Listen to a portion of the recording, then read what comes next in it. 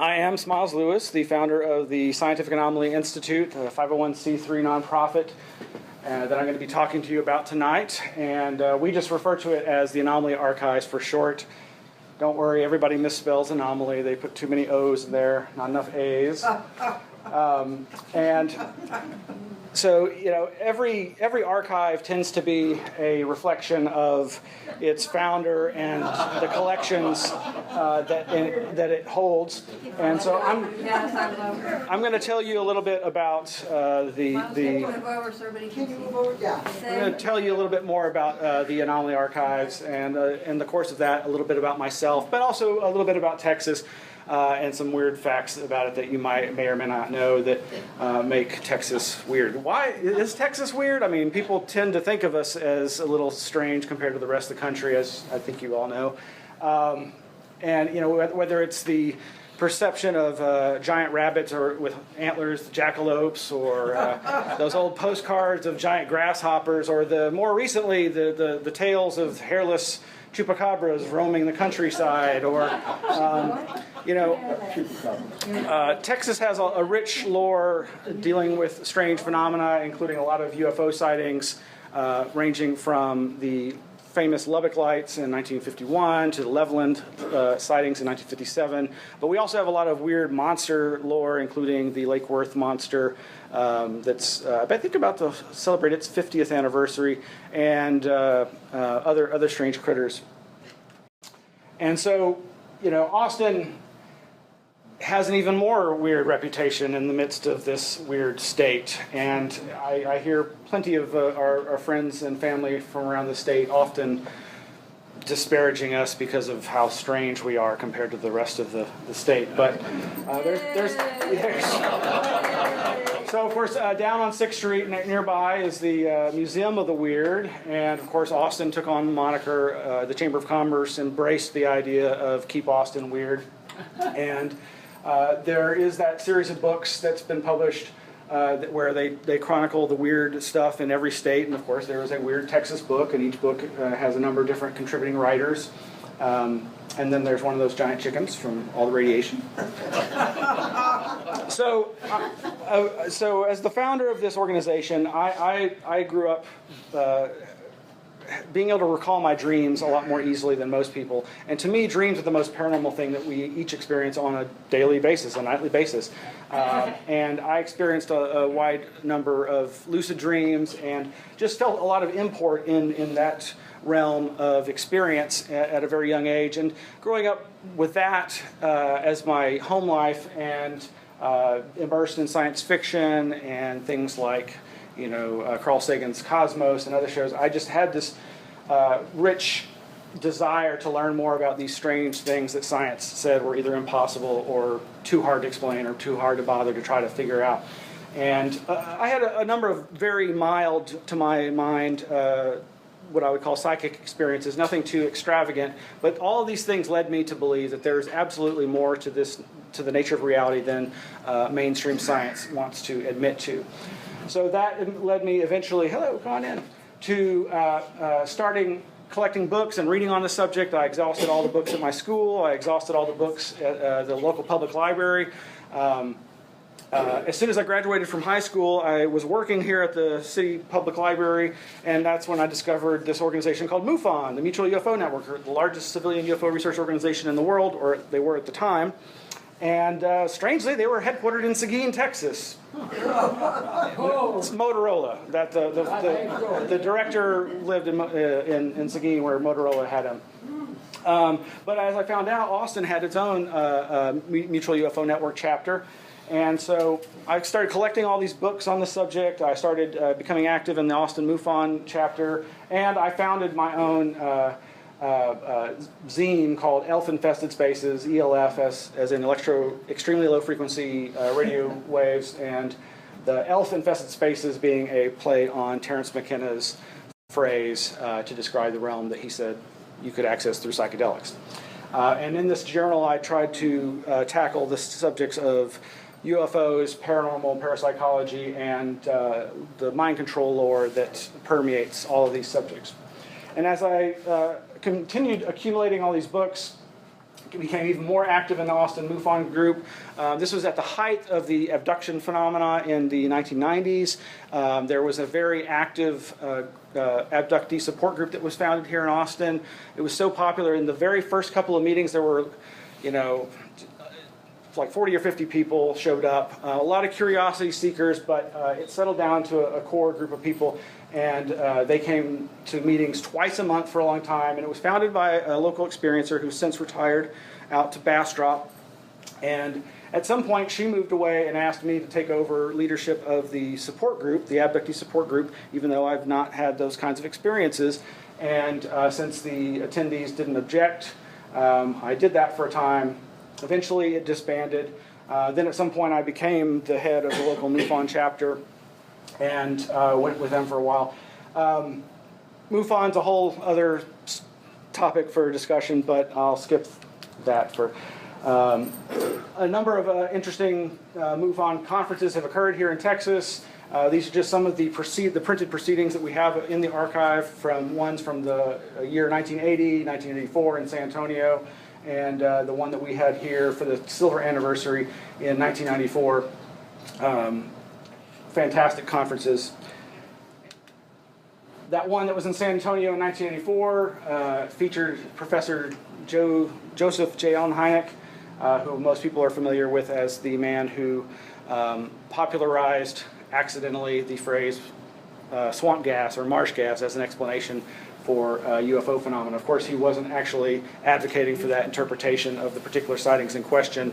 That was just what he, when pressed, gave that answer, and the media were like, great, that's all we needed, and so they went to press with that. This is an example of a rare poster that we have that you can see over in the archives tonight.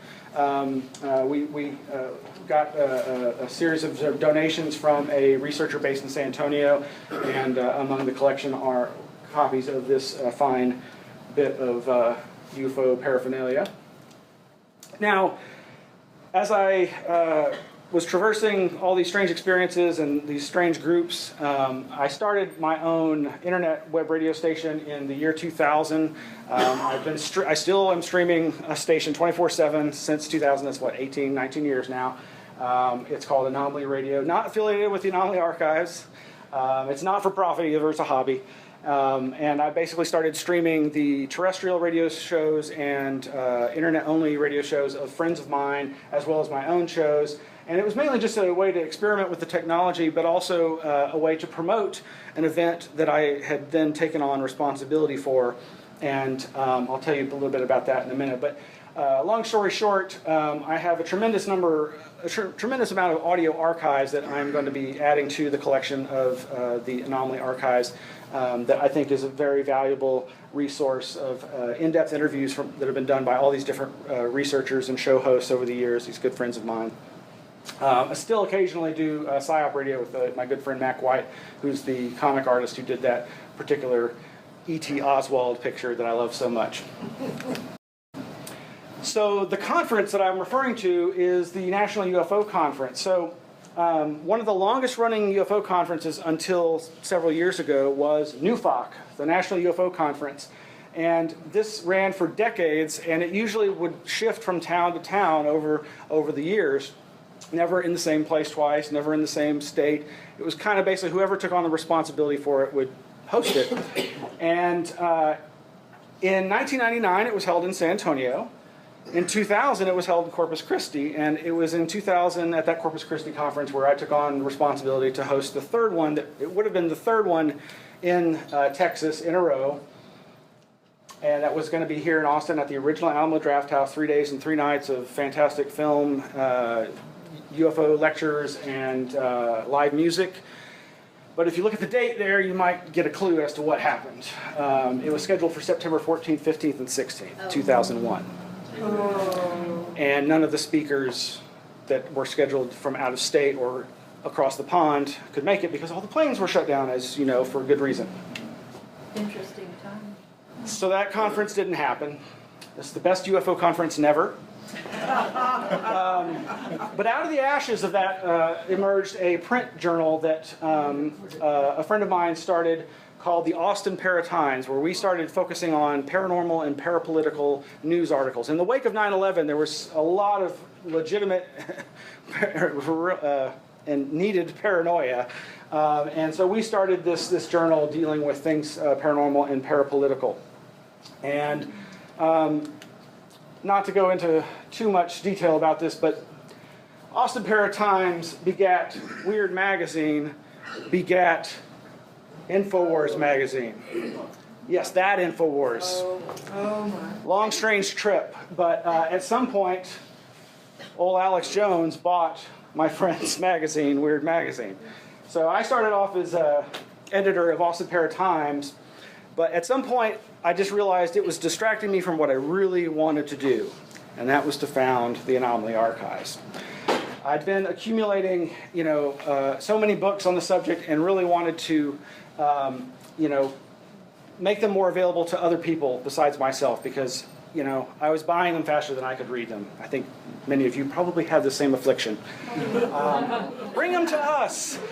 But I was inspired by a number of organizations, but the biggest inspiration is a place called AFU, the Archives for UFO Research in Sweden. They've since revised their name to AFU Archives for the Unexplained because, well, when you look into UFOs, you find a wide range of other phenomena that are also interesting. And they've been archiving for decades every UFO book that they can get their hands on, every edition, every language it's published in, and they have a fantastic archive that just continues to grow and grow and grow. But it's in Sweden. Haven't been there yet, plan to someday.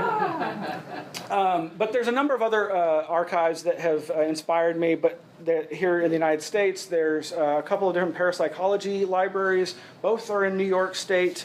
Of course, so we got them on the East Coast. Then over in Oregon, there's the Rogue Valley Metaphysical Library that has a great collection of stuff. And they focus on more New Age stuff and a wider range of stuff. Then, of course, just down the road, over in Roswell, New Mexico, is the International UFO Museum and Research Center. And while I was skeptical about their establishment, they've actually turned it into a pretty good, worthy research facility. But there's really, besides these organizations and the few universities and colleges that have started archiving individual collections, like, say, the J. Allen Hynek collection or famous UFO researchers collections, there's nothing really like what I wanted to see, which is more something like the AFU, a resource and archive to preserve this rich lore and legacy of people exploring these important phenomena. So in 2003, after having quit the Austin Para-Times editorship, I founded, with the help of my friends, and inspired also by INACS and Jim King's organization, the Institute for Neuroscience and Consciousness Studies, that I had become involved with. I founded the nonprofit Anomaly Archives, Scientific Anomaly Institute. And when we first started out, we were in South Austin over at the Human Potential Center, aka the Human Potential Campus. This is another interesting nonprofit that was in this little house there. There's this garage that we converted into our first space, and we had that space. Hey, come on in. And so we fixed up this little garage space, and it was the beginnings of the archive. And for a time, we existed there, and then we also cohabitated with INACS. INACS needed a mailing address, and so they got started with their physical space there. But they quickly migrated to a little cottage that you can't quite see. It was back over here. And then I moved into the garage apartment so that I could be on site and helping get the archives going. A lot of fun was had. That lasted for about 5 years until 2008, and we had to move on. INACS found a wonderful little space up in northwest Austin that we call Nerve Center 2.0, or the Mind Quarters, if you prefer. And so we were there for almost 10 years, from 2009 to 2017. And then we found this place, as Bob mentioned. The popsicle is gone. There used to be a great popsicle out front. It was fantastic. And it actually was some kind of nonprofit where if you took a picture of it and posted it on social media, they'd donate money to some charity. We got to get some kind of UFO thing out there and do the same thing. So again, if you haven't seen the new space, we'll be showing that off a little later. but we're very glad to be here. So what is the archives and what's the mission of it? The three main focus goals and mission statement of the archives is the preservation and dissemination of scientific research into anomalous phenomena, research and analysis of those accumulated collections, and the education of the public regarding scientific investigations into these phenomena. Now, we are not an investigatory organization. We don't do UFO sighting investigations like MUFON. We don't do ghost hunts like paranormal groups. We certainly are interested in having catalogs of sightings and events and stories. I'm interested in the science of these things, but I'm also interested in the belief and the effects on culture, because to me that's where the real important stuff happens, because whether or not something is real, people believe in these things, and that affects how they interact with the rest of us and the rest of the world. How about bequests? When people pass on, we don't get any younger, and they do a wonderful thing. That's what I'm going to do with all my stuff. Absolutely. I can give you the forms any day. Go. So I want to wrap this up because we're getting close to 5 o'clock, but I've got so many more slides, as I always do. But the first part of the public education is you might already be a member, because we have a free website where you can, hear about us and read about our events, and we are going to post an increasing amount of material from the archive. We have a free weekly email newsletter. I say weekly because, well, I can't always get it out every week, but that's available through MailChimp. You can subscribe to that, or we also post the newsletters to the website. And in each newsletter, we have a roundup of UFO and paranormal news links that you might have missed, as well as a book of the week. Sometimes we have a video of the week. So a lot of great information goes through the newsletter and out to the public. So that's kind of our first line of fulfilling our mission and goals with public education. So that first foundational donation for the library, when I founded the archive, it was about 1,000 books from my collection. But they didn't all come from me. I accumulated a lot of books, but a lot of them came from this man who was a real inspiration to me. This is Wes Nations. He was the publisher of a really fantastic alternative media zine called Crash Collusion that dealt with all kinds of things, psychedelics, magic, conspiracy, UFOs, and other esoteric topics, and we became fast friends. But he moved away because he wanted to see more of the world's people and their places and beautiful landscapes, and he did. And he became a respected travel blogger until he passed away a few years ago in 2014. But the co-editor of his journal took half of his collection when he moved away, and I took the other half. And then at some point, that editor got sick of everything and moved on and donated all of his paper files and book collection to the archives, and that included the rest of Wes's collection. So the original collection was really from Austin seekers, people like myself and Wes Nations and John Carter. So there's a new TV series out there that's based on a different book. This is the first book about Jack Parsons, the legendary rocket scientist and occultist. I think it's called Secret Angel, maybe, is the name of the new series on, I think, CBS. The Wes Nations collection was reunited eventually in the archive. So.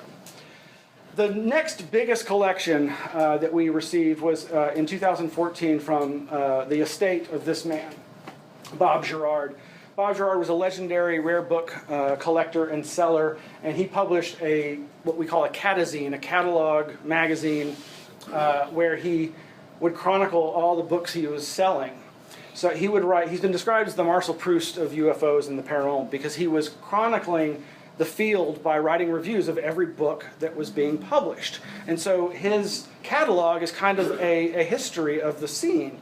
We have almost, I think, every issue of that. But we were gifted this fantastic collection, over 80 boxes of books, like over 3,000 books. We're actually only halfway through cataloging those books because we ran out of space at our old location. But now we've got enough space. So, hey, welcome, come on in. And I do want to say thank you to Tom Dooley, who was a high-ranking member of that MUFON organization and part of a different amalgamation of the three big, used to be big UFO groups: MUFON, FUFR, the Fund for UFO Research, and CUFOS, the Center for UFO Studies. CUFOS was the ones founded by J. Allen Hynek. MUFON, I've already mentioned. FUFR used to do a lot of Freedom of Information Act research. And they have a thing called the UFO Research Coalition, and they've published a number of different tracts over the years dealing with UFOs and related subjects, and preserving UFO history, preserving the books of other researchers. So when we get lots of books, we often have excess books. One of our projects is we're going to start seeding those little free libraries that you see around town in people's neighborhoods. So when we have excess books that aren't rare, we're going to be putting those into these little places and around Austin, and hey, maybe around the rest of the state and elsewhere. This one, this R2D2 one, that's in Midland, I believe, Midland, Texas. So that's one of the things that we do with our excess books. To fulfill, again, our mission with the public education, we have events like this, where we have leading researchers in the field talk about the subjects that they're knowledgeable on. This fellow here used to be the director of research for MUFON until he left in disgust. He's an Austinite doing some interesting research. Ken Gerhard is a notable notable cryptozoologist researcher. He's given a number of lectures. We actually got KVUE News to get some coverage of us. It was Halloween, of course. And our most recent lecture was by Mayan linguist Barb McLeod. It was a fantastic lecture that we're going to put the video up online sometime soon, hopefully. And, you know, I talk too. So back in 2016, I had a strange experience for about 26 days of the mystery hum. You ever heard of the Taos hum? It's like that. Glad it's over. That's all I'm going to say for now. I'm going to be posting the video of that lecture that I did about that as well. So we have, through our website, an online public access catalog where you can search all and see what books we have. We're still getting it up and running, but there's about 4,500 books of ours on the OPAC. We're actually up to about 4,700, but I have to update the OPAC because, you know, we catalog locally and then upload to the OPAC. And then there's over 2,500 periodicals that we need to also put onto the OPAC. But that's a way for you to search, and eventually that'll also help with the checkout process. We're also, of course, interested in digitizing as much of this as possible, bringing it to y'all through the internet. We also try to archive other things digitally. This is a local abductee, contactee experiencer named Josie Gallant. Thank you, Josie. I've recently digitized some video that appeared on Access Television of her artwork, and it had this didgeridoo playing in the background that may also be from another local experiencer, but she used to have a really fantastic website called The Red World where she had all of her artwork online, great stuff, and so we've preserved that. There's links to the video. We've got our YouTube channel where we try to post some of these digitized materials. Really running out of time here, so Texas is weird, and Bigfoot in cryptozoology is one of the greatest aspects of our rich Texas lore. There's a lot of really good researchers doing work. Of course, besides Nick Redfern writing on the subject, Craig Woolheater, Chester Moore Jr., Ken Gerard, Lyle Blackburn, and Rob Riggs. And Rob Riggs is a really wonderful gentleman who passed away a few years ago, and I was honored to know him. And he co-sponsored and organized with the Anomaly Archives the Texas Ghost Lights Conference in 2005. Nick Redfern was a speaker at that, as well as a British Earth Lights researcher, Paul Devereaux, as well as Marfa Lights researcher, James Bunnell, and I got to MC the whole thing. It was really a great experience. Hoaxer, don't trust this guy. Round Rock Recreation trusted him enough to do a Bigfoot extravaganza. It was for a good cause. They're trying to get kids out into the outdoors and off their smartphones. But they partnered with a known hoaxer, Tom Biscardi. Remember 2008, that guy said he had a Bigfoot. The media went crazy. Total scam. Could have told you that without even looking at it. 10 years later, he's getting employed by Round Rock Recreation to help promote outdoors. What are you going to do? Another famous UFO case here in Texas, the Cash-Landrum UFO incident. Here in Austin, there was this famous guy, Ray Stanford, who had two amazing organizations. One, a really scientific project called PSI, Project Starlight International, where they had lasers, magnetometers, radar, all kinds of stuff networked into a computer, and when it detected an anomalous object or UFO somewhere on the radar, this is a map of Lake Travis, and look how pixelated that is from back in the day. It would automatically go down a phone tree and call somebody in the area so that they could go outside and try to get film or video of it. This guy's famous for recording more film and video of UFOs than anybody else, but he won't share it yet. Someday maybe he will. He also had a UFO sighting at Mansfield Dam that is in the Blue Book files as an absolute unknown. Also wrote a really great book called, what a great title, Socorro Saucer in a Pentagon Pantry, about the New Mexico sighting.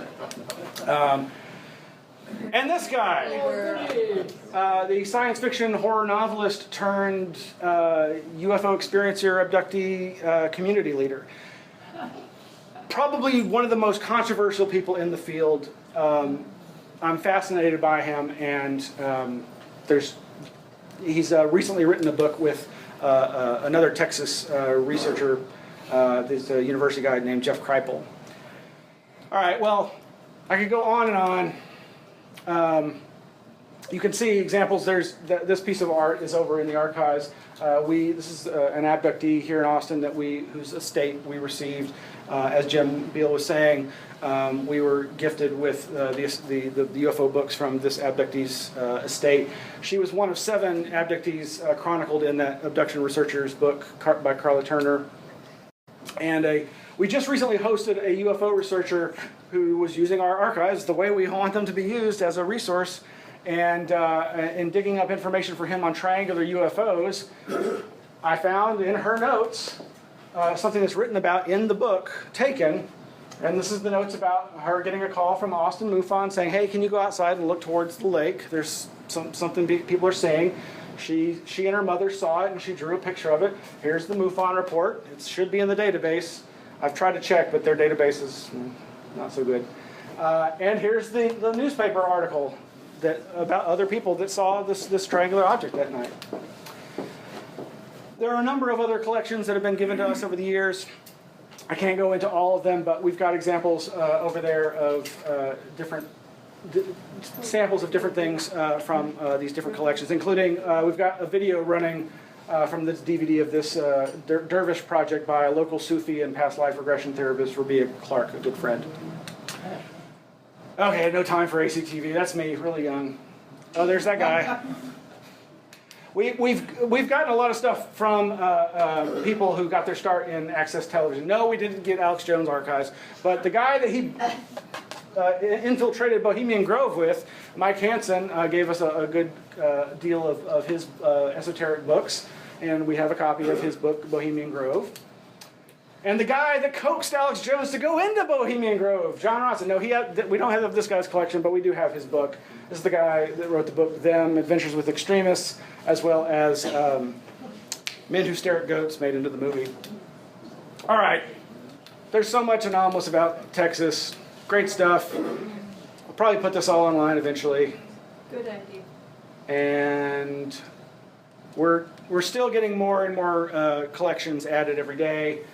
This is a researcher whose collection we're in the process of acquiring and have been getting parts of piecemeal. That's Ingo Swann, the legendary remote viewer.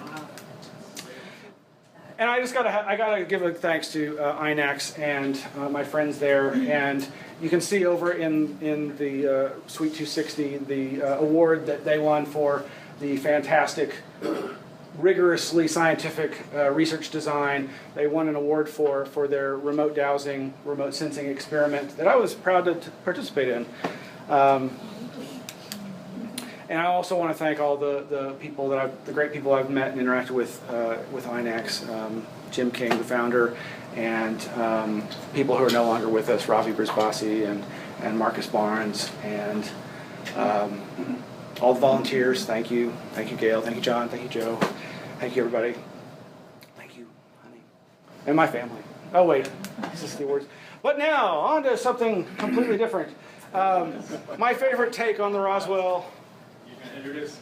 Yeah. Oh, sorry to interrupt, but I got to do two quick things to make the video a little better here. So I'm right. going to move that right over there. So thank you for coming, and we're going to hear more about the top secret alien abduction files from Nick Redfern, who's now written well over 50 books. So give it up for our guest of honor tonight, Nick Redfern.